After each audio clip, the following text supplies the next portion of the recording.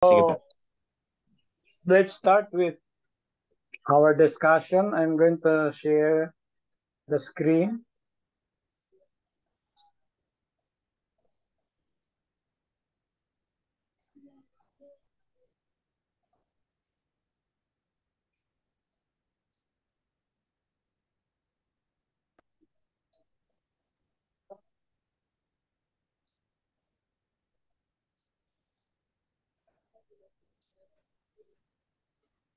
Okay, dito pa rin tayo po sa righteousness by faith.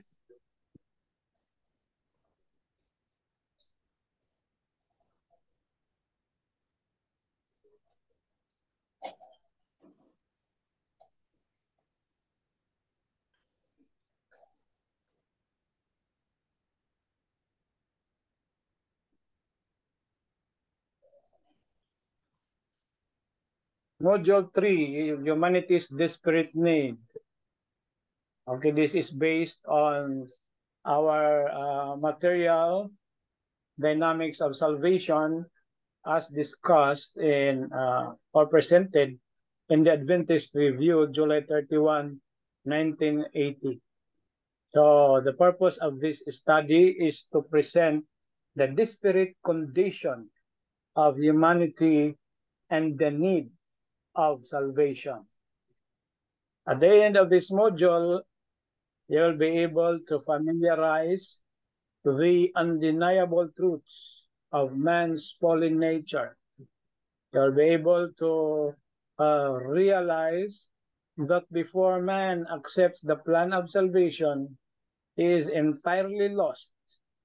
And then you'll be able to recognize with the inability of man to help himself get out from the mire of sin.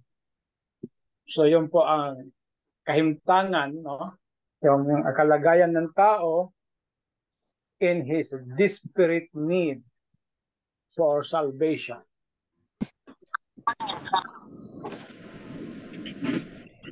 Okay, before we can accept the good news, we must recognize our desperate need. We really need, no? Kailangan talaga natin yung tinatawag na the need of salvation. If we do not feel such a need, then we cannot accept the good news. The good news is not good news if we don't realize our desperate need. So that is a preliminary fact in the discussion of salvation. We must see that we can do nothing to restore ourselves to God or to improve our evil nature. It is because our tendency is, ang ating tendensiya ay ang gumawa ng kasalanan. Our condition is hopeless. We may be living a good moral life. Kasi meron naman talagang mga taong mababait, pero ang ating kabaitan is not enough. No? Sabi pa nga ng isang theologian, we may be living the good life, but that good life is not good enough. Our condition is hopeless. So we cannot earn salvation by works, because no matter how great is our effort or how great are our efforts, we can not still earn salvation. Because God said, ang Diyos mismo ang nagsabi that our righteousness is as filthy rags. Na ang ating katuwiran ay parang mga basahan lamang. Sabi ng ating propetesa na si Ellen G. White na we can bring up all the good works that we have done, lahat-lahat na, and present it to God so that we can be saved. Lahat ng mga magagandang gawa ay pag-isahin na. And then, ipresenta natin sa Diyos upang tayo ay maligtas. God will not accept. Hindi po tatanggapin ng Diyos ang ating proposal. Why? Kasi po, sa paningin ng Diyos, our righteousness is as filthy rags. Kaya, malinaw po mga kapatid, based on the Bible and based on the spirit of prophecy, that salvation cannot be attained by good works. Yun po ang tindig ng ating simbahan. Because salvation is by grace through faith alone. Kaya po sa ating school song, in-emphasize talaga natin yan. Bakit? Para hindi po tayo ma-misconstrued na tayo po ay mga reform. Kasi kung minsan pag nagpo-promote tayo ng ating school, yung ating mga estudyante ay nag-iimbita ng iba, magtatanong kaagad, ano yan? Reform? Tapos in-emphasize din natin sa ating school song na tayo po ay Trinitarian. Kasi ang malaking issue ngayon ay marami sa mga Adventist, hindi pa naman sila lumalabas, pero sila po ay mga, ang sabi ay Tunitarian. Tunitarian o Tunatarian? Ano ba yun sila? No? Hindi ako masyadong sure. Godhead po, Doc. Ha? Godhead po ang ano nila. Ayaw nila na tinatawag silang Ayaw nila Godhead ng ang Tunatarian. kanila. Mayroon Yes. Binitarian, Doc. Tuniti, Doc. Tuniti. Mayroon tuniti. Doc. Tuniti. No? Oh. Hindi yung Binitarian, Doc. Tunatarian. Binitarian. Ang Reform, vegetarian. Sila, Tunatarian. Tuna eh. No? Joke lang. Okay, Tuniti pala. Tuniti. Okay, kaya in-emphasize natin sa ating song. Ang ating school song is carefully tailored para hindi tayo ma-misconstrue ng mga reformists at mga ano yun, Tunists. Okay. Yung mga Tuniti, ano paano ba yan sabihin, no? Hirap din, no? Godhead. Pag Godhead kasi hindi na natin sa sarili Tuniti eh. Kasi Godhead may Godhead na Trinity, no? So ang talagang ang sa kanila is talagang ang fit talaga sa kanila ito Tuniti. Okay. So, yun po. Kaya dito sa atin, no, ang ating song ay nag-emphasize talaga na tayo po ay nagtuturo ng Trinitarian message. Tayo po ay by grace alone. No? With such a great army of chaplains,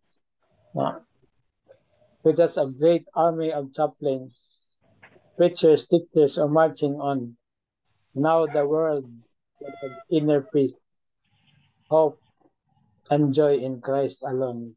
We are united in God the Father and in His Son and in the Holy Spirit, working hand in hand to accomplish the Great Commission. So, yun po mga kapatid. So tayo po ay we believe on salvation by grace through faith alone. Linaw po yung pagkasabi, no? Our condition is hopeless, kaya ang solusyon grace. We can do nothing. Ang solution is grace. And again, what is grace? Grace is unmerited favor. Isang pabor na ibinigay ng Diyos that we do not deserve.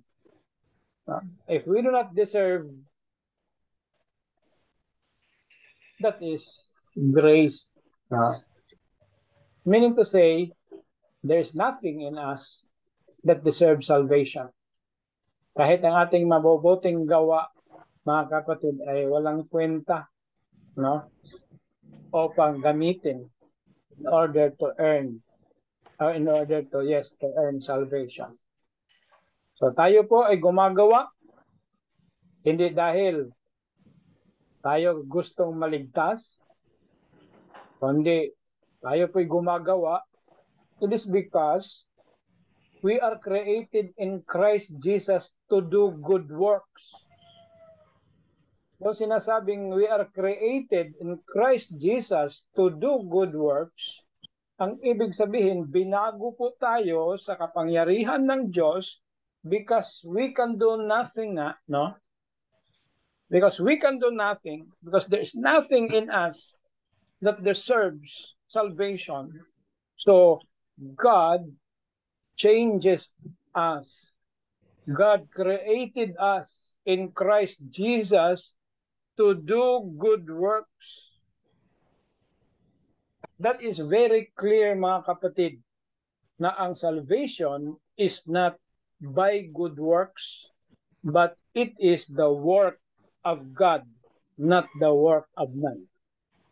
If we do good works, it is the result of our being created in Christ Jesus. Kaya po, 2 Corinthians chapter 5 verse 17 ay sinasabi that if any man is in Christ, he is a new creator. A new creator. Bakit siya naging new creator? It is because he is God's workmanship created in Christ Jesus to do good works. Kung minsan, mayroon pang iba na humihirit, no? Humihirit talaga eh. Gustong pumapel. Kumbaga sa politiko pa yan, ipal, no? Umiipal. Gusto talagang ipasok yung good works na part ng para maging maligtas, no? So diyan talaga pumapasok yung nature ng tao na ay sa terminolohiyang politika ay paipal, no? Gustong pumapil no? Samantalang malinaw naman na we are created in Christ Jesus to do good works. So, a change in nature is the act of God for man's salvation para siya po ay gumawa ng magaganda or mabubuting mga gawa. So, yung iba naman gustong pagsabayin, no? Kaya meron tayong mga layman na mga theologians, lay theologians. Sabihin natin theologians kasi nag-iisip din no? Na sabihin nila ang kaligtasan ay parang eroplano na may dalawang pakpak, ang pananampalataya at ang gawa. Kung wala daw, kung matanggalan ng isang pakpak, baligtad ang eroplano. Parang may punto din, no? Sinasabay nila ang tinatawag na gumawa sila ng analogy, the airplane analogy, no? Para lang maipasok ang gawa na part ng kaligtasan ng tao. Okay, so yan po mga kapatid. Pero ang totoo, wala talaga po, no? Wala talaga po. Lahat po ay gawa ng Diyos. Kung mayroon man tayong mabuting gawa, kung tayo naman po ay sumusunod sa kautusan ng Diyos, hindi dahil or hindi upang tayo ay maligtas, kundi dahil tayo po ay iniligtas at binago ng Diyos. The things I used to do, I do them no more. Yung sinabi ng Panginoon doon sa babae na neither do I condemn thee, go and sin no more. No? Ayun po ay resulta ng kaligtasan. So, kaligtasan po muna bago good works. Hindi po kaligtasan plus good works. I mean, the work of God plus the work of man equals salvation. That's not what the Bible teaches. Kundi kaligtasan, nabago ang tao dahil nabago siya, nabago ang kanyang puso, ang resulta, the things I used to do, I do them no more. Ang resulta, inibig niya ang Diyos. Kaya sabi ng Panginoon, if you love me, you keep my Keep my commandment. commandment. Amen. So, bakit you love? Why do you love God? Why do you love Jesus? It is because He first loved us. Di po ba? And how did He first love us? He sent His only begotten Son. Jesus gave His life. He died at the cross. We believed in Him. So we earned that salvation. We experience rather. No? Not earned, but experience salvation. And because we have experienced salvation, ito po'y nagdala sa atin ng pagbabago, naging masunurin tayo sa kanyang mga kautusan. Yung mga magsasabi na kilala niya ang Diyos, pero hindi naman sumusunod sa kautusan, yung po'y nagkukunwari lamang. No, hindi talaga siya nabago. Paano mo masabing nabago ka ng Panginoon? Kung noon ay mahilig ka sa chicks. Pero nang tinanggap mo ang Panginoon, mahilig ka pa rin sa chicks. Pati na hindi lang chicks, pati na hen. Ay hindi totoo ang karanasan ng kaligtasan sa buhay mo. Pero sa mga usas, once saved, always saved, ang kanilang doktrina, kahit ikay magkasala, ligtas ka pa rin. No? Kasi, niligtas ka na ng Panginoon eh. No? So, once saved, always saved. Kahit ka pa mga lunya, kahit ka pa pumatay, ay ligtas ka pa rin. Kakaiba eh. No? Malayong malayo sa turo ng Biblia. Paano ka gagawa ng mga ganoong mga kasalanan kung mahal mo ang Diyos?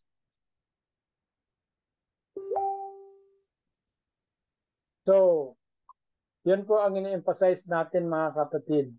No? Okay. Salvation is not faith plus good works. Faith plus good works is not what the Bible teaches. At lalo na kung good works ay hindi talaga ang itinuturo ng Biblia is by grace through faith, not of yourselves. It is the gift of God, not of works, lest any man should boast. Pero, ang taga-usas, nandyan lang hasta, hindi na umaabot sa versikulo 10 hanggang versikulo 9 lang.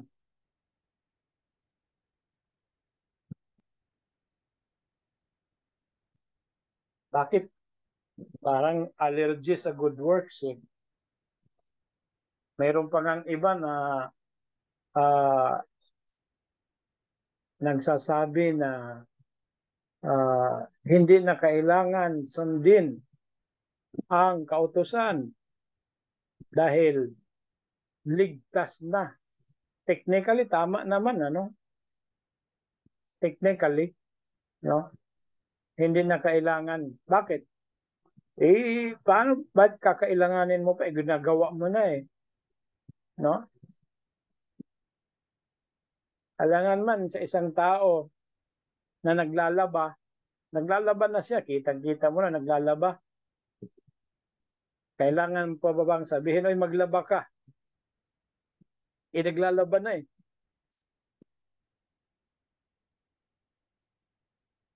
Kung ang isang tao ay kumakain na, hindi mo na kailangan sabihin na, oy kumain ka. Kumakain na eh. So, technically, no?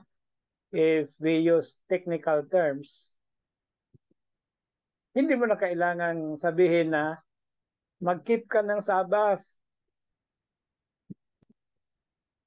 Bakit? Nag-keep na eh. Huwag kang kumain ng karumal-dumal. Ba't sasabihin mo pang huwag kang kumain ng karumal-dumal? Hindi na nga kumakain ng karumal-dumal eh. Nabago na ang buhay.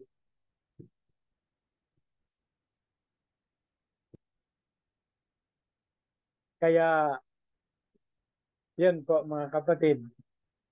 Talaga nga pong the whole package of salvation is God's work. Okay? So, man's desperate need requires God. Hindi niya masatanggap ang good news kung hindi niya ma-recognize his desperate need. Kung iniisip niya, mayroon siyang kayang gawin para maligtas, di wala siyang desperate need. He's not in a desperate need. Kasi ang iniisip niya na mayroon pa siyang magagawa sa kanyang sarili in order to attain salvation.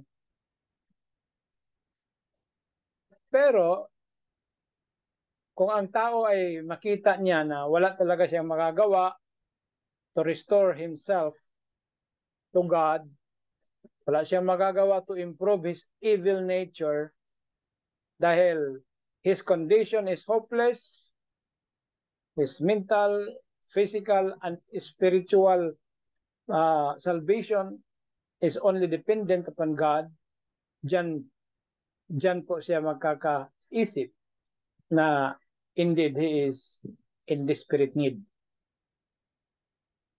At dyan po papasok ang kaligtasan na nagmumula sa Diyos. So we stand condemned before God. That is very clear in Romans 3:19 and 20. We are rebels at heart and rebels in deeds.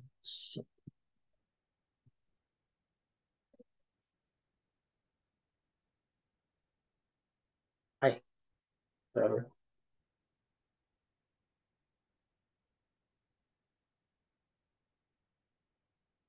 We are alienated from God and from one another. Even our righteous deeds as our filthy rags in His sight. That is Isaiah 64:6. Please memorize this text kasi po sigurado po itong lalabas sa ating exam. No, yung Isaiah 64 verse 6. Dahil gusto nating ma-emphasize that we cannot or we can really do nothing because even our motives, the best of our motives, are mixed with our sinfulness. Dahil sa nature ng tao, talagang hindi lang mayabang, kundi mayabang. Ayun pa talaga ang tao, no? Mayabang eh. We glory in our reputation. Di po ba? Pag reputasyon na po ang pinag-uusapan, talagang aalsa. Sabi pa sa Bisaya, maningkag ang dunggan ba? Mamula ang naong. Pag reputation na ang pinag-usapan. Talagang ano po tayo, self-centered po talaga tayo. No? Self-centered. Ego is the enemy. Ego is the enemy. Kaya, gusto talagang pumapel. We are proud of our good works. Paipal. Yung mga ano ba? Yung pag nakagawa ng good works, lagyan ka agad ng tarpaulin through the efforts of. Pero hindi po ganun ang kaligtasan, mga kapatid. Pwede through the efforts of God, not through the efforts of man. So dahil sa ating pagiging self-centered, mahilig tayo magkumpara sa ating mga sarili, compare natin sa iba. Tapos sabihin, mas magaling ako sa kanya. Mas magaling ako sa kanya. Sabi rito, when we see ourselves as God sees us, we know that we are a mixture of good and evil, always a bundle of conflicting desires, conflicting emotions, and conflicting aspirations. In our innermost being, we are corrupt. Sabi nga sa Isaiah 1:5 and 6, the whole head is sick, and the whole heart faint. From the sole of the foot to the head, there is no soundness in it, but bruises and sores and bleeding wounds. Imagine that napaka-graphical ng description ni Isaiah, mga kapatid. No? This is chapter 1, verse 5 and 6, Isaiah. Okay. Ulitin ko po para hindi po tayo makapagyabang sa ating mga sarili. The whole head is sick and the whole heart faint. From the sole of the foot even to the head, there is no soundness in it, but bruises and sores and bleeding wounds. Matindi ang description ng isang taong makasalanan. Nor can we change our standing before God. Hindi kaya. Kaya, huwag na po tayong magyabang. Sabi pa nga ni San Pablo, not of works, lest any man should boast. Malinaw naman po talaga yan. Kung minsan talaga, ang tao talaga, gustong ipilit talaga yung good works eh. No? No sacrifice, no gift, no act of devotion no work of any sort can restore the broken relationship. So yan po mga kapatid, ang ating pinanampalatayanan. Kaya tayo po, diretso ko na dito sa ating conclusion.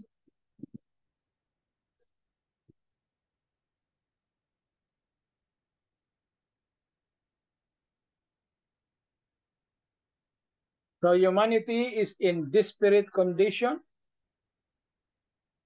All our plans, hopes, and efforts are corrupted by our sinfulness. Individually and collectively, we stand condemned for what we have done and for what we are, for the spirit of rebellion against God, what is part of us, for our all-encompassing alienation and sin to Jesus Christ, to God. We are lost, full of anxiety and loneliness, and we are unable to help ourselves. Yun po. In short, we can do nothing. So we have 10 minutes mga kapatid for our questions. And tayo po pwede magtanong for clarification at pwede rin po tayong emphasize, magdagdag po. O kung mayroon tayong mga ideas na gusto natin i-share with regards to man's nothingness as far as salvation is concerned.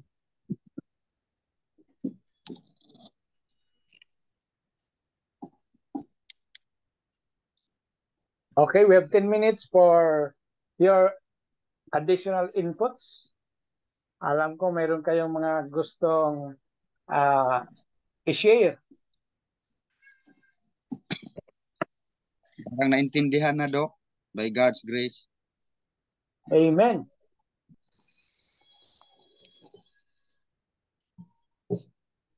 Kasi by grace of God talaga tayo nagkuha ng Panginoon.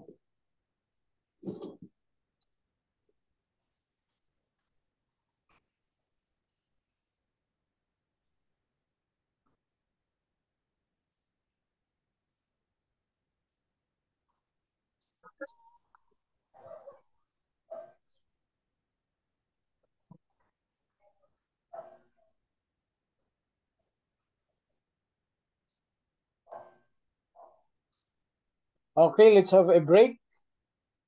Yung ibang walang question, pwede na pong mag-break. We have 8 minutes to 10. At yung ibang may question pa, kahit hindi related sa discussion, baka meron kayong gustong i-clarify, pwede na po kayong tanong.